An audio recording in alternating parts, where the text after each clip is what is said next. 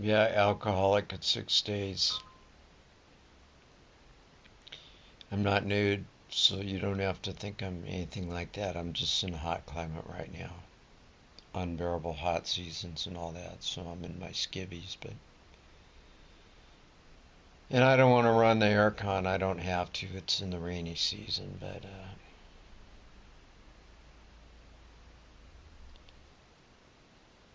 I got 6 days. I had 4 years, and I blew 4 years because of some stuff I just saw. I just couldn't hack it. I mean, some people can watch their kid die in the hospital and stay sober, or see their friend get blown away, or I mean, some people can deal with that and stay sober, but for me, it was too much what I saw. So, but like this woman said, it didn't matter at the meeting today.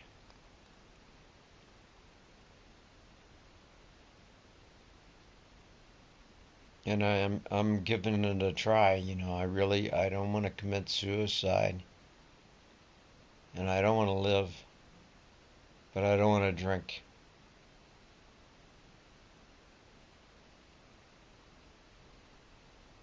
Every bone in my body hurts. It's like, I don't know, part of me, my paranoia says I was at this one hotel when I arrived in this country, and it was like the second night, whatever this thing was, I don't know, it was a spider or a super bed bug or whatever, but it just bit the crap out of me. I had like 29 bites, and they were big freaking like holes. They weren't just little mosquito bites. They were like, I got video of them, but they freaking whatever it was, and I should have gone to the police and freaking brought it up about the hotel, but I was so screwed up, blacked out, practicing alcoholic. I didn't know how to deal with this situation, so I just stayed there, and they changed the mattress, and then my paranoia says, "Oh, you got arthritis, or what you're so freaking screwed up from is weird bugs that did whatever to me." And they weren't bed bugs, or if they were bed bugs, they were like freaking like super bed bugs like I've never seen. I don't know what bit me, but it's probably mostly I've just been blackout drink and drugged for the last 2 months. I had 4 years, and then I saw something, and like I went out and anyways, so. And then it was just solid, probably about $4,000 worth of narcotics, and blackout from morning till night. The scary thing is, I've relapsed off and on for 20 years, but after this 4 years of being sober that I blew a couple months ago, the alcohol actually worked.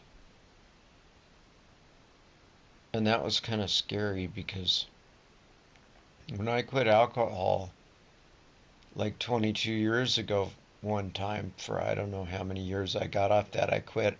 It was because it just stopped working. I didn't get that euphoric feeling from it anymore. But then I got it this time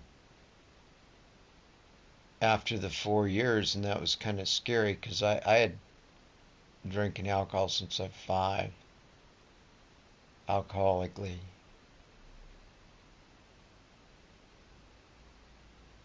I'm illiterate. I was raised in an abusive alcoholic family, and they put me on Valium and Percodan and Demerol and Quaaludes and all that crap since I was like 5 years old until around 8.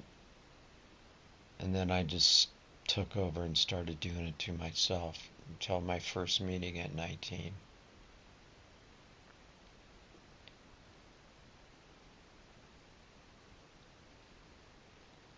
I don't know. It's like I guess I'm just flat out lucky to be alive. I should have died a bunch of times and all that stuff. I've always covered that, but right now I got 6 days. My body completely aches, and my mind is like a rat on a wheel, and it's barely, it takes all the energy I got just to get out of bed and get a cup of that pre-made coffee you get at the store, those little coffees that, have the,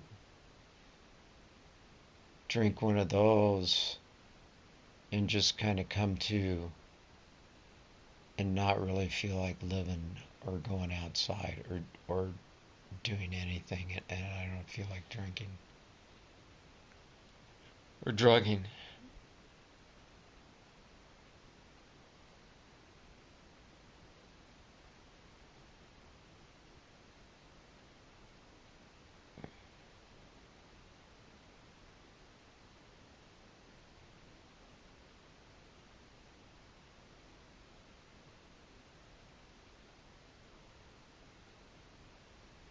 I'm in immense pain.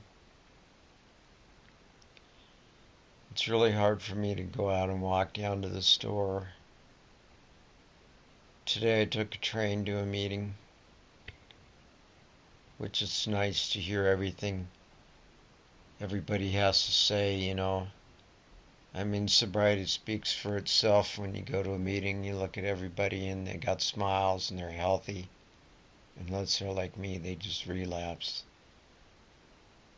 I mean, life's not perfect. They have their issues and all that stuff, but they're dealing with them, and so that's good to see. And kind of my short-term memory's so bad right now that that's what happens from my drinking and alcoholism, is not only does it black out my mind and my memory, but when I'm in early sobriety, I can't remember nothing. So I guess like they say, you go to a lot of meetings. I mean, I've been around the program for years, but I forget what people say after the meeting. I guess I should try harder to.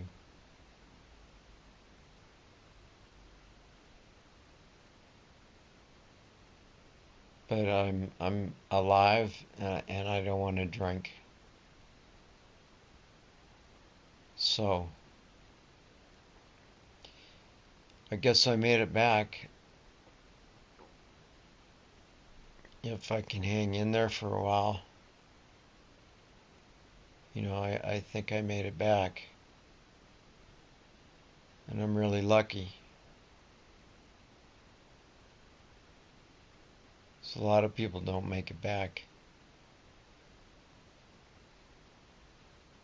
And I'm not bragging, because I'm a blackout drinker, and I can run somebody over or kill myself really easily, because I lose my control.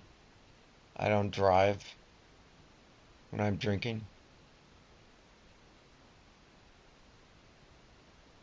Generally, but I haven't had to.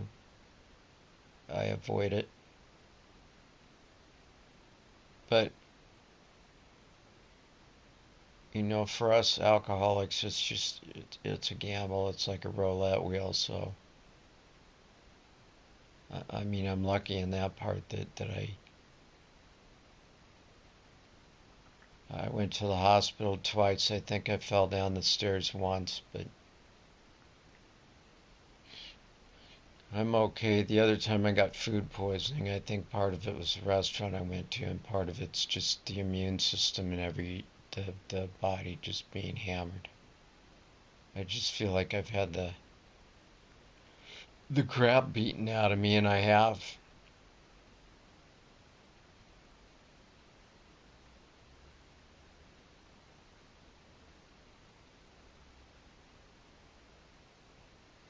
It's just beating the piss out of me. I mean, every joint in my body hurts. And my will to live is really weak. It's really weak.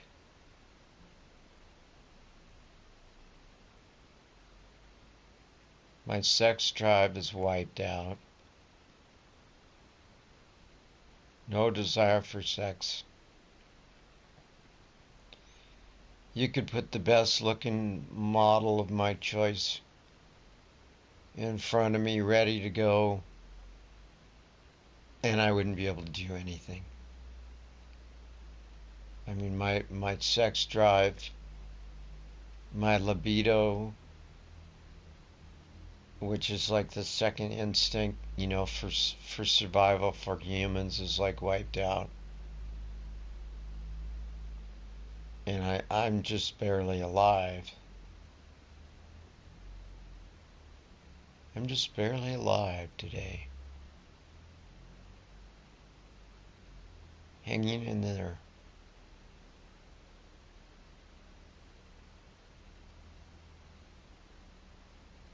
Knowing that it'll get better. Because it will. Because I've sobered up before. But I just don't feel it. I feel like my will to live is just to do anything. I feel like I belong in a hospital bed right now. Or a treatment center.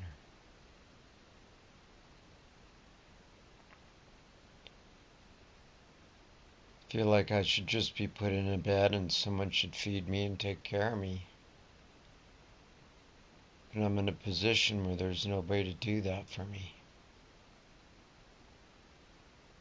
And I put myself there. I can't blame anybody else.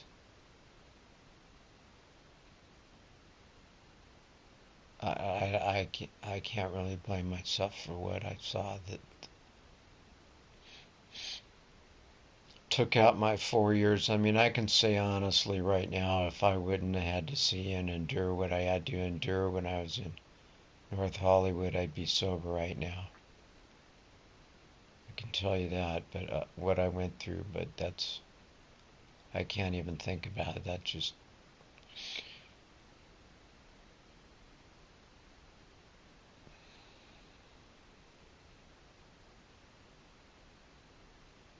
it's like just to get out of bed hurts.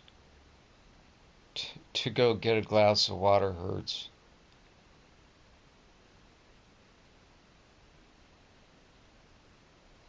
I just want to stay in bed for a week. It's like, the guy called me up and I went to a meeting earlier today and I could barely make it to that. And then he's asking me if I want to go to one tonight, and I said, man, I told him I felt like I'd been in a ring with a professional boxer and he just beat the frickin' crap out of me, and that's what 2 months of drinking did.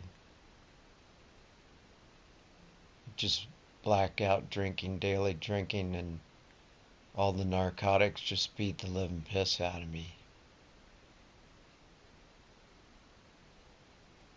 When you're on them, it's like, it's like the pain reliever. It's the great number. You're in euphoria and everything. And when you stop, it's like it comes back and hits you, and then you have to pay the price if you want to live.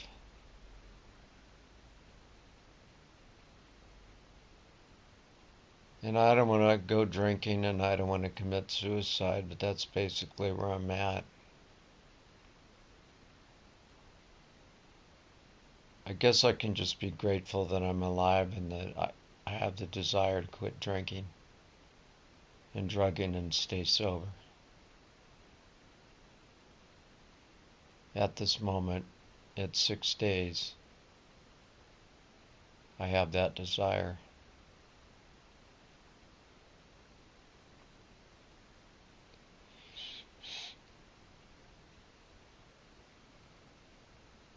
And I'm not a big God fanatic.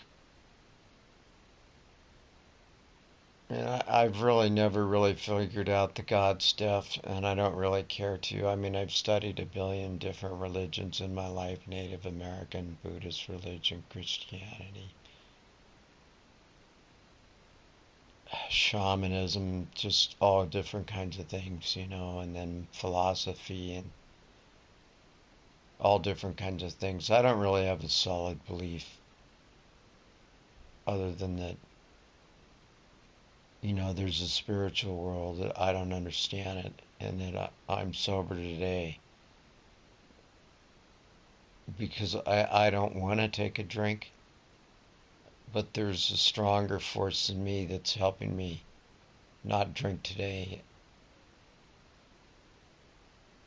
and that's why I'm sober. And any day really for an alcoholic or a drug addict is a freaking miracle. Because my family, my three sisters are drinking themselves to death,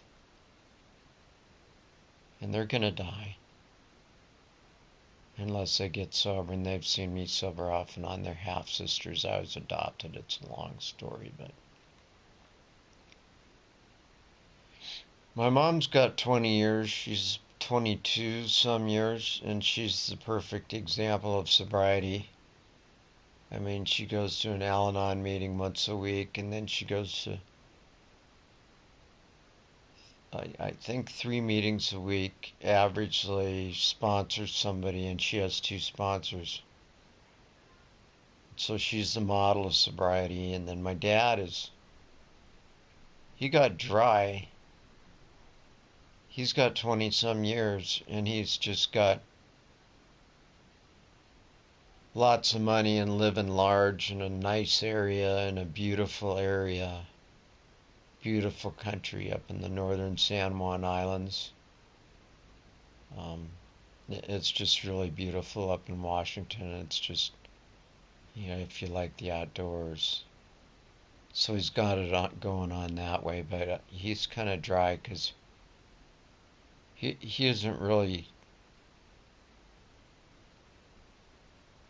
hasn't really been a straight shooter with me, and I don't know, maybe that's my issue. Maybe I got to look at some stuff I got to do to see if I can ever straighten that out. Then my son is probably an alcoholic. He's a pothead right now, and he's probably an alcoholic, but I'm not around him enough. I haven't seen him drinking, so I can't really confirm on that one either way. But he's distanced himself from me. I spent 18 years paying child support and raising the kid, and then he hardly wants to see me. And I didn't abuse him because I was abused when I was raised, and I swore that I wasn't going to do what was done to me to somebody else. I mean, some people they don't try to break the pattern, and they're abused, so they just continue the abuse pattern. But I went through frickin' 7 years of ACA meetings almost daily. The therapy, so I wouldn't. But anyways.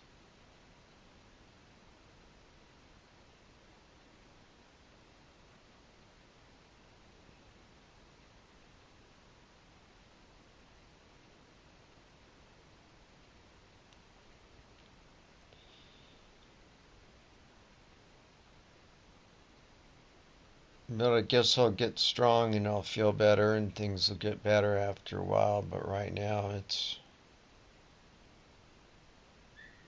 just getting out of bed or doing a load of laundry or taking a train to a meeting's a major chore.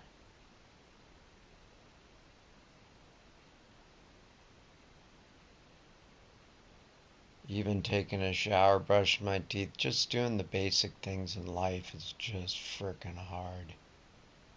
I hurt.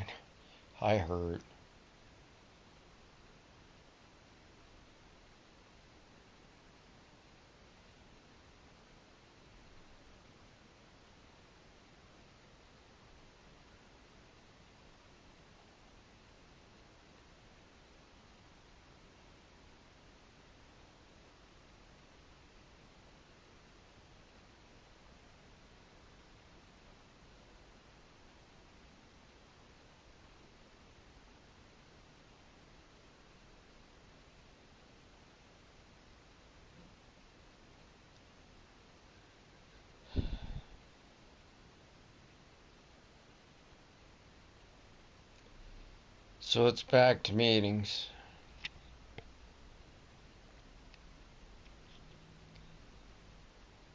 Then I'm in a country where I came here with liver cancer. I came from the States, and basically I had a high-paying blue-collar job. Probably the most or second most dangerous job in the U.S. and statistically, and the doctors after 20 years of working there just they do annual blood tests. Sometimes we had to work with nasty chemicals and stuff and all that. And he had the blood test and he just said, "Sorry, dude, you got cancer." And I knew I had cancer since I was 9, so they just didn't know what it was. They didn't have a name for it. They just said there's something wrong with you, your immune system or whatever. We don't know. We don't know what it is. We can't put our finger on it. It's made me weak in the years, but so I come here with incurable cancer. This is the first place on my bucket list. And then I just got lucky. I got an acting gig. I just became instantly famous in the country, and I worked full time for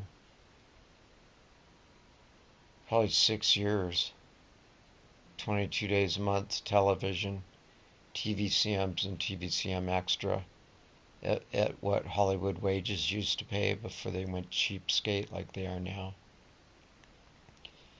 So I had serious bank and I had it going on, and then after the tsunami they just took all the money away, and it seems like it's nonstop now. It's the money's just fizzled out, so I can't really make a living.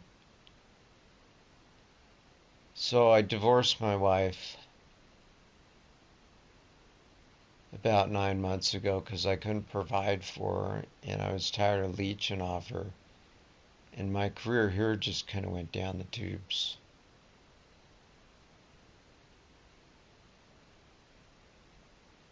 So I might have to go back to the States.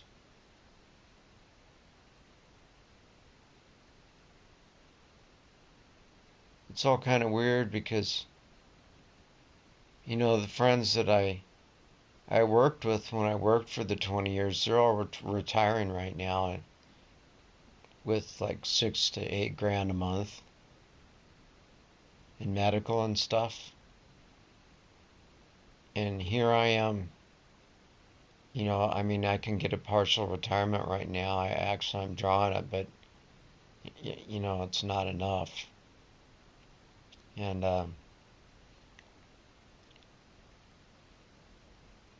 I feel like I should have stuck with the job, but I had cancer and they couldn't cure it. It was a miracle that I found a doctor here that got me the right treatment for my liver cancer that actually worked. I've been cancer free for 5 years, which is cool.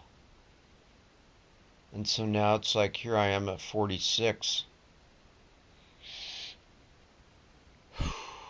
And I'll probably have to go back to work. And my friends are retiring right around now. Some of them have a couple years left. And they're living the good life, and they got the bank coming in from the same job I used to work.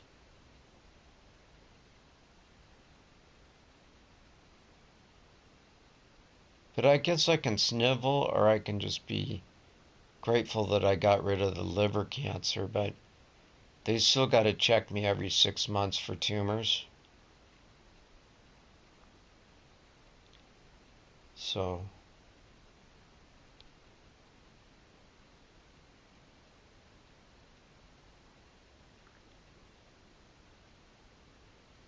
but I can't make money anymore in the country I'm in now like I can in the States. I can make good bucks in the States. So it looks like that's what I'm going to have to do. See, that's the squirrel mind cage stuff of early sobriety. You're thinking of all these different options. What do I do? Do I go back to day trading? Do I go to the shipyard? Do I do longshore? Do I do highway construction? I'm a journeyman on all of those A-listers, so getting work isn't a big deal.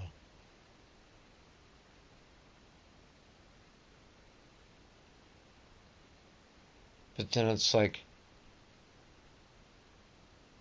I had a friend of mine that was a movie producer that had died a while back, and he had like all the frickin' money and the really frickin' nice house, and triple million, I don't know how many million it was worth, and all the nice cars and all the nice toys and everything, and then he just dies, and his family just fights over his assets, his remaining assets, and then he's like gone. That's it.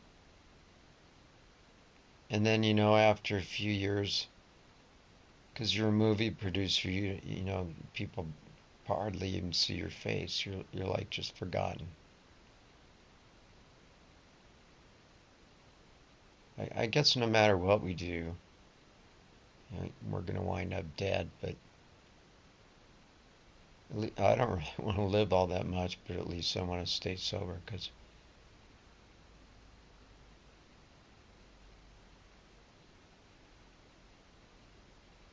I don't know. I don't have any easy answers. I guess I'll have to get a sponsor. Or not. I guess I will get a sponsor and just have to talk about this stuff.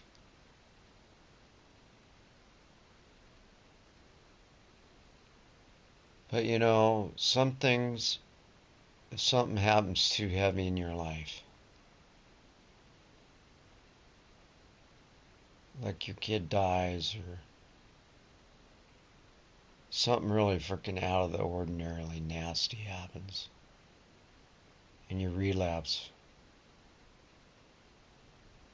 you can always come back and give it a try again, at least. Like I will. Some people just, they don't try again. They commit suicide, or they just continue to drink themselves to death. But for some reason, out of all the times I've relapsed, longest I've ever had was 7 years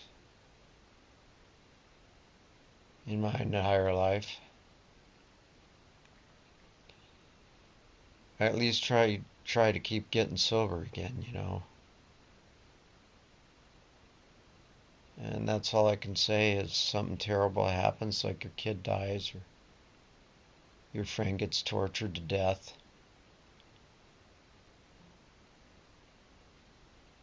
You see somebody get murdered and tortured or whatever.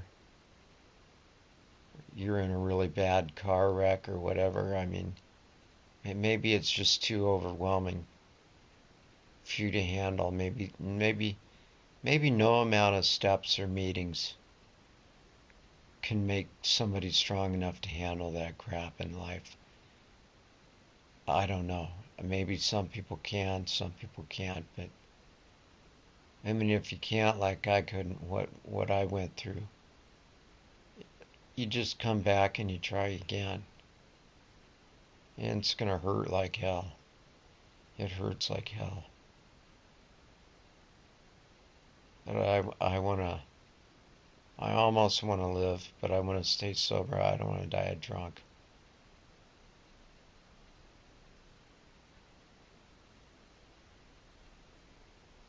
And I guess I'm glad I made it to the program, because a lot of people never even get that far. So I got a chance to at least make it to the program. It was that or 30 years in jail. So that got my foot in my door to my first meeting in treatment center and all that.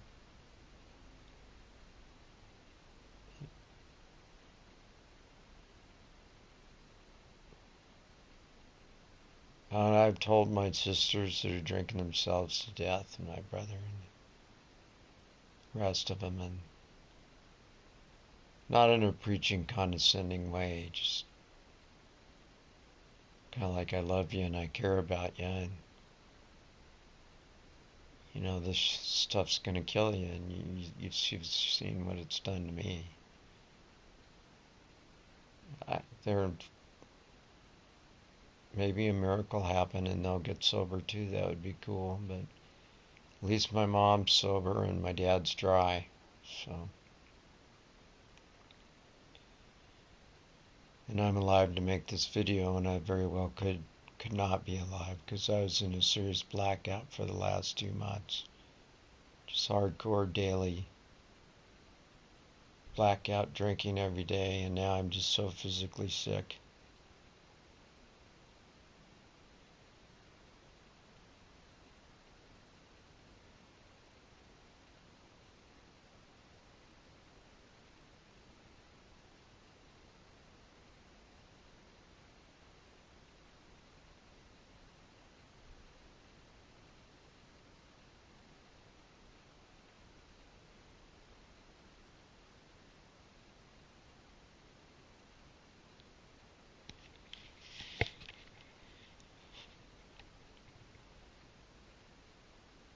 So if something just too overwhelming happens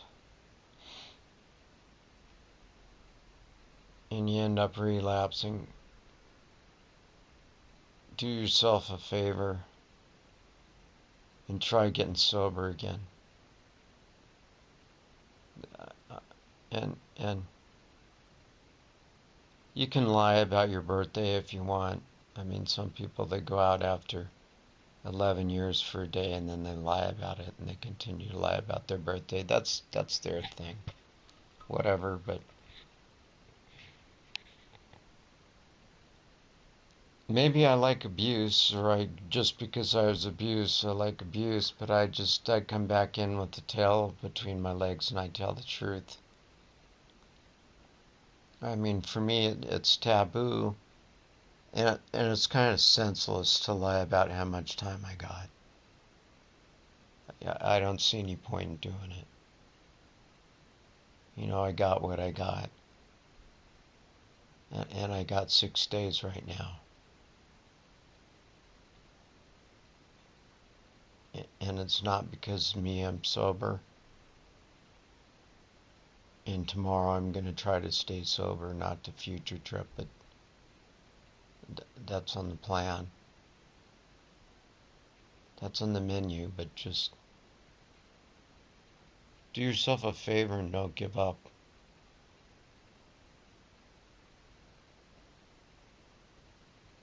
You don't have to. I mean, you can give up and surrender your ego and say that maybe the way I've been living or stuff I've been doing for a lot of years is just plain BS and I need to change it. I mean, by all means, give that up, but don't give up trying to get sober if you relapse.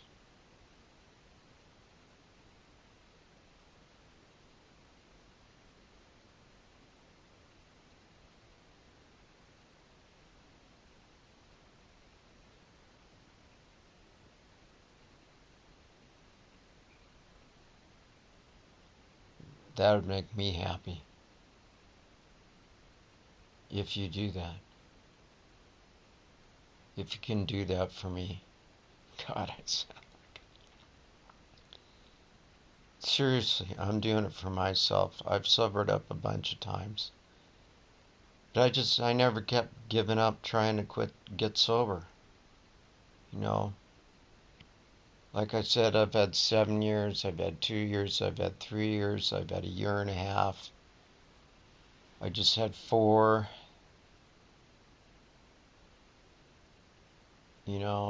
But you just got to keep trying and not give up.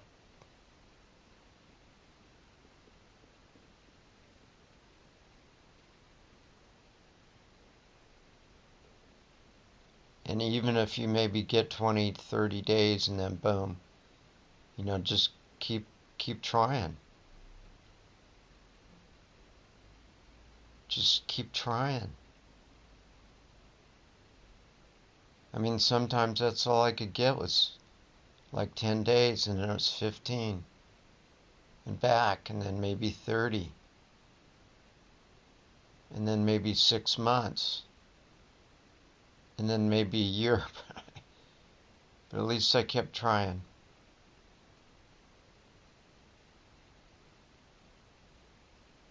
I'm not saying that in a bragging way. I just know what it's like to suffer from alcoholism and drug addiction. I have a lifetime of it from when I was a kid.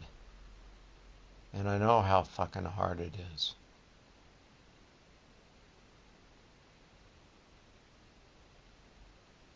And it's not your fault. You know, a lot of us feel guilty, or they try to make us feel guilty at the meetings, but nobody in their right mind would want to bring what us alcoholics and drug addicts have had to endure upon ourselves on purpose. Nobody wants this. Nobody would want to abuse themselves like this, and nobody would want to be abused like this. It's just not even part of human nature. You know, we didn't bring it on ourselves, and we didn't want it. We were just born that way. And it's not our fault. And maybe if we relapse and we die and we don't make it back, maybe that's not our fault. But if we do relapse, maybe we can try to make it back. If we can. If there's a try, you know.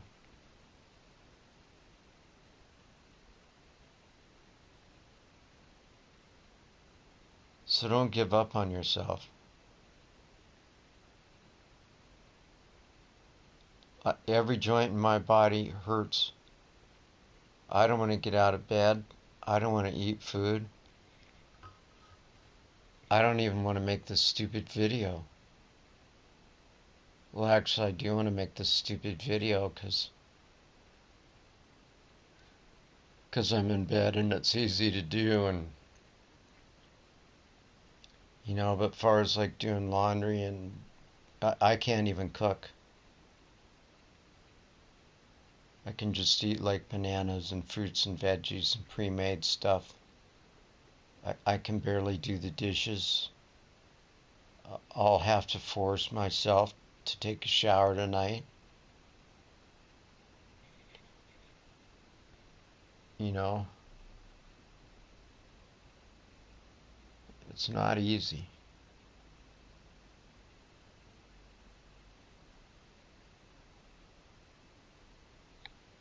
And you don't need to compare your life to other people's lives. Like, I mean, some people I would feel jealous. Oh, I went to my first meeting and I stayed sober ever since. Well, that didn't happen with me.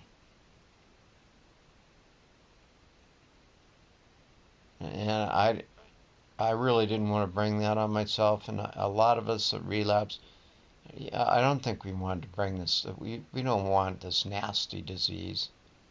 I mean, if we had a choice to not be born with this nasty disease or cancer or whatever, we don't want it. No, nobody wants it. We just have it. We're born that way. We didn't have a choice. You know, we're just freaking people.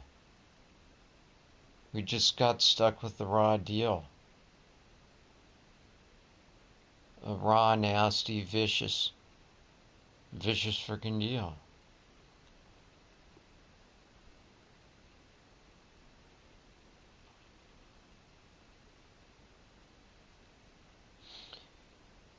I mean, if I never would have had an alcohol and drug abuse problem,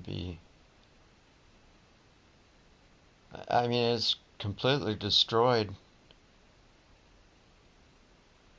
I don't even want to get into it, but nobody would bring this on themselves in their right mind, but I don't know. But just do yourself a favor and try getting sober again. I am. And I'm just barely hanging in there.